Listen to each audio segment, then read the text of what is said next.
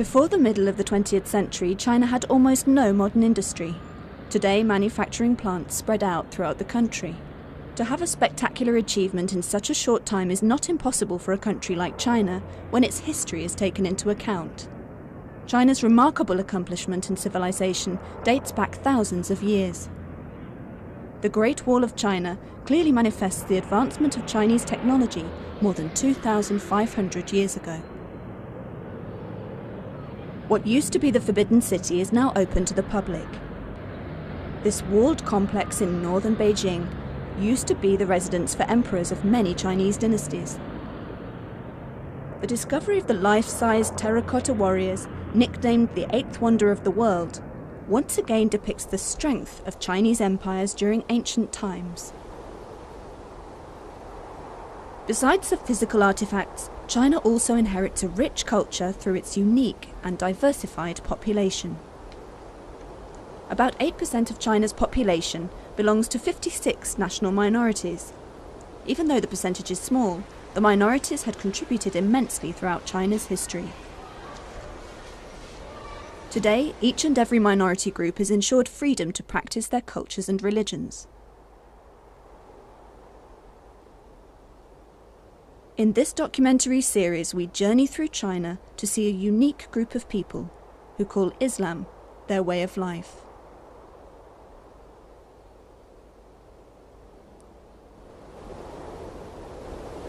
Islam is not new to China. According to historical records, the Chinese began to learn and accept Islam as early as 13 centuries ago. Today, over 20 million Muslims from various ethnic groups live peacefully among the 1.2 billion population. Other than the daily religious obligations, the Muslims are also free to conduct economic, educational and cultural activities that are in accordance with Islam.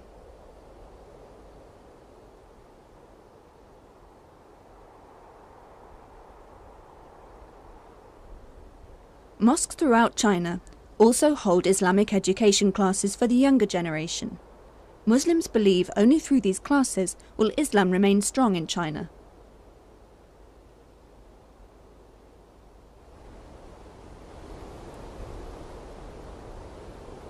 There is an opinion that Islam in fact entered China through the Silk Route just after the death of Prophet Muhammad in the 7th century. Along with trading goods, ideas, philosophy and religions, also travelled to and from China along the 5,000-kilometre route. The spread of Islam to China reached its peak in the 8th century, during the rule of the Abbasid and Umayyad caliphates. After gaining control of most parts of Central Asian countries like Kazakhstan and Kyrgyzstan, Islam gained a strong footing before entering China. We begin our journey into Islamic China in Almaty, Kazakhstan. Kazakhstan is a vast country. Its size is about 4 times the size of Spain. The former capital, Almaty, is the largest city with a population of 1.3 million. After achieving independence from the defunct USSR on the 16th of December 1991, the government led by President Nursultan Nazarbayev allowed free speech and assembly for all groups in Kazakhstan. Monuments built around Almaty symbolize the spirit of unity amongst the people of Kazakhstan. Though the Silk Route era had long gone, its manifestation still lives on even today. The Almaty Grand Market may be the best to represent some of the stopover towns that existed during the Silk Route era. Here, at what is called the Green Market by the locals, one can get almost anything.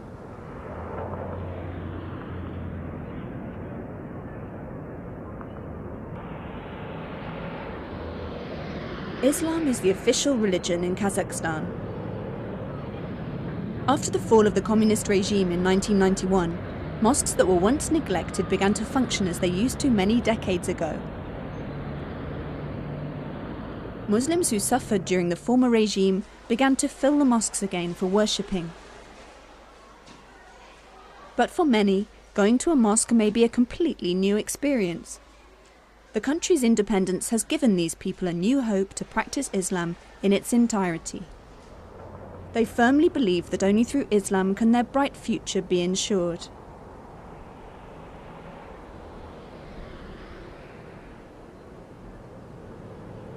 Today's scene at the Almaty Mosque may not have been realized without independence. During communist rule, Muslims were forbidden to practice Islam openly. Mosques were closed and schools were not allowed to include Islamic teachings in the syllabus. As a result, the younger generation of Kazakhstan were less familiar with Islam as compared to their parents. However, during the years of suffering, the older generation remained strong and patiently waited for the day when Islam would emerge again as a prominent religion. Finally, the day has arrived, and today, after so many years, the cheerful mood is still felt by everybody, especially the older generation. Currently, the Islamic Council of Kazakhstan is heading the efforts to restore the brotherhood among the Muslims, as well as to increase their knowledge of Islam. The construction of a new mosque is about to be completed. The new mosque will replace the old mosque that is in a poor state. The construction of the mosque was partly sponsored by Muslims from other Islamic countries. Almaty Mosque is not only for Muslims to perform prayers. Some have conducted small businesses especially by selling religious books, as there is a great demand from those who need to catch up on Islamic knowledge and practice. From Almaty we proceed to Turkestan. According to the local inhabitants, there is a tomb in Turkestan belonging to a very affluent scholar of Kazakhstan and Central Asia. The 775-kilometer train ride to Turkestan took almost 15 hours. The train passes Chimkent, a very old town founded in the 11th century. Our destination, Turkestan, is another 160 kilometers from here.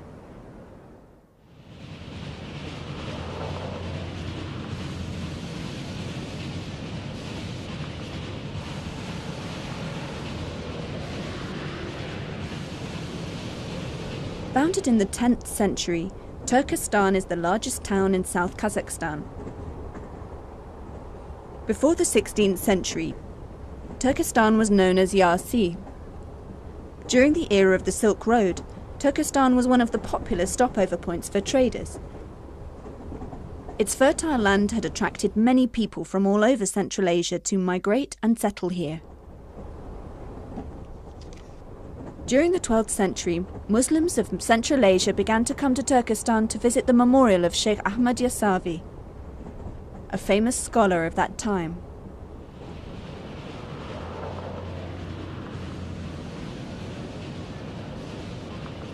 Because of the large number of visitors it received each week, Turkestan was also known as Little Mecca. The Sheikh Ahmad Yasavi Memorial was built in 1399 by Amir Timur, a famous Central Asian leader. Sheikh Ahmad Yasavi was born in Sayram, Kazakhstan. He was orphaned at the tender age of 7. His aunt then brought him to Turkestan to study under Arslan Bab, a well-known scholar.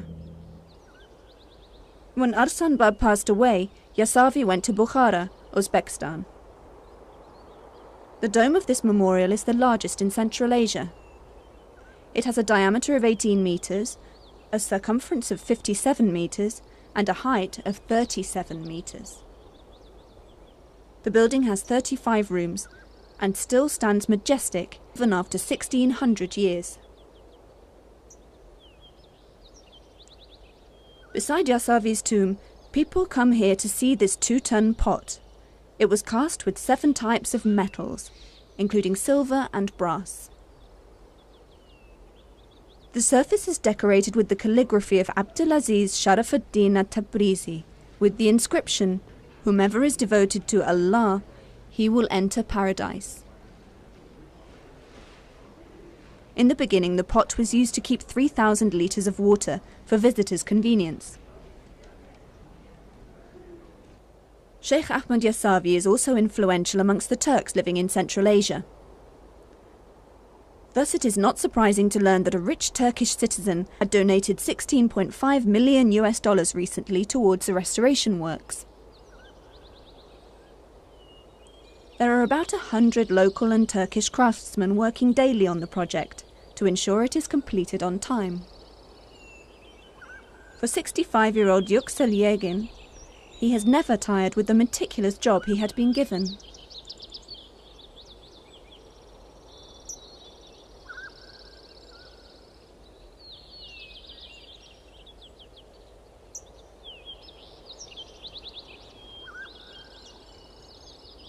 This craftsman, who has 50 years' experience in his field, was also involved in the restoration of the Süleyman and Topkapi mosques in Istanbul.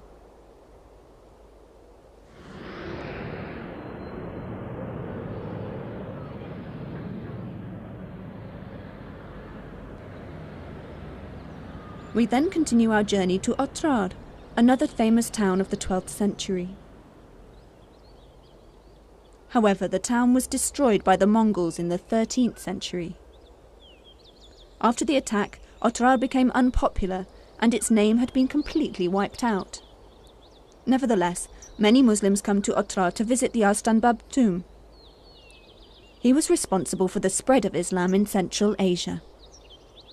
The mosque is still in good condition and is used by visitors from Kazakhstan, Kyrgyzstan and Uzbekistan.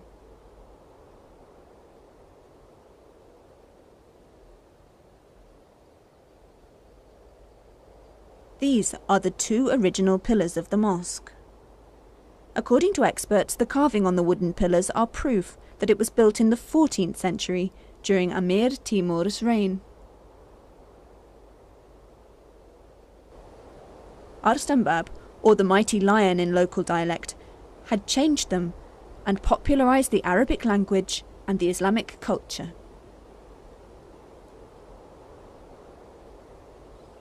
Though the location of the tomb is quite secluded, Muslims far and near are not deterred from visiting it.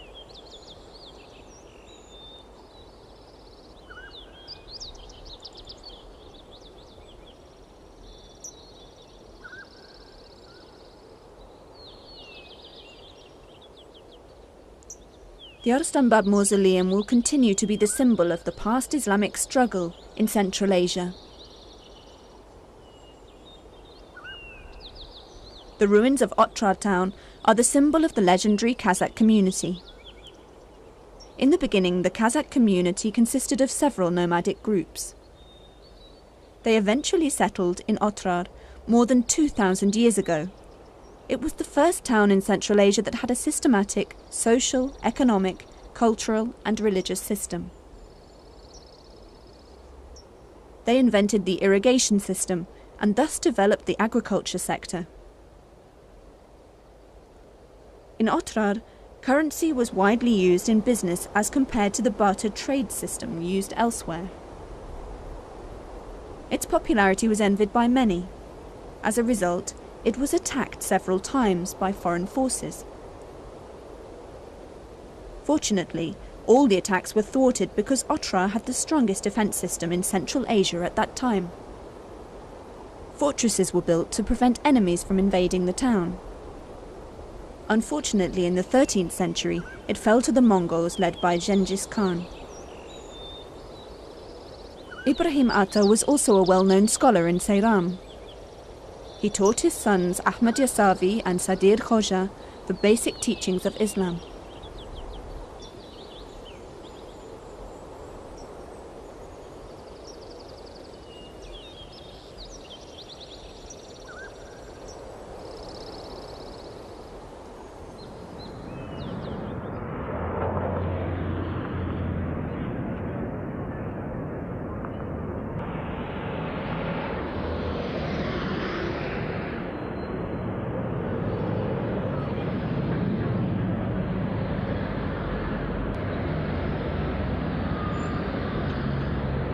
اللهم إني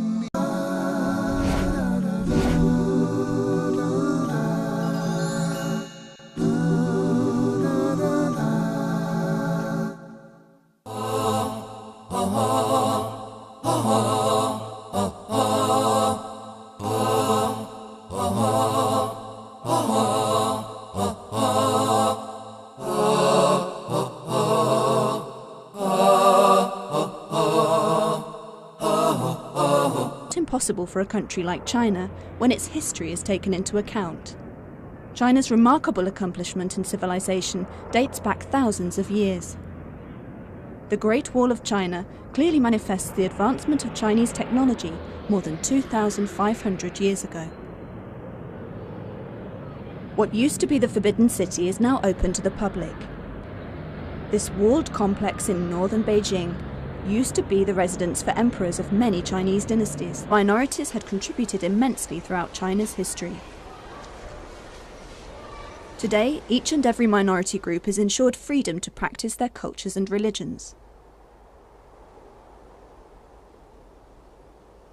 In this documentary series, we journey through China to see a unique group of people who call Islam their way of life.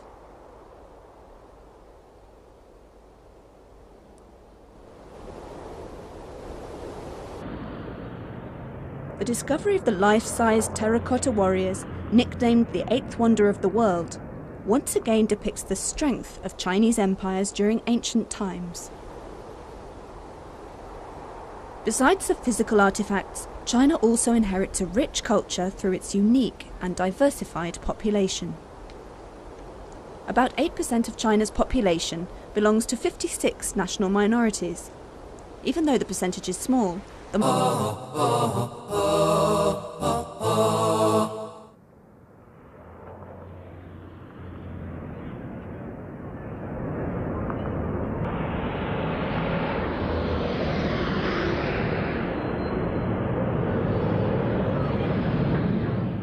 Before the middle of the 20th century, China had almost no modern industry.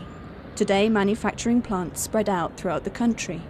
To have a spectacular achievement in such a short time is not